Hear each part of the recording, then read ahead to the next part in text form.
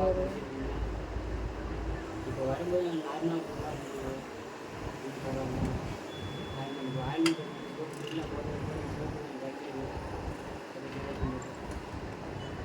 நீ ஒன்றும் அப்படி அதுக்கு வெளிச்சத்தை பார்க்க முடியாது. ஜன்னல் பார்த்தா கண்ணா போட்டுரும். சரியான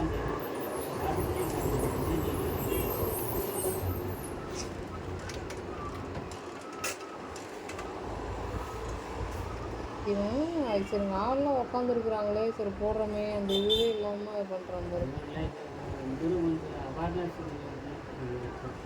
நான் பக்கத்தில் தானே உட்காந்துருக்குறேன்.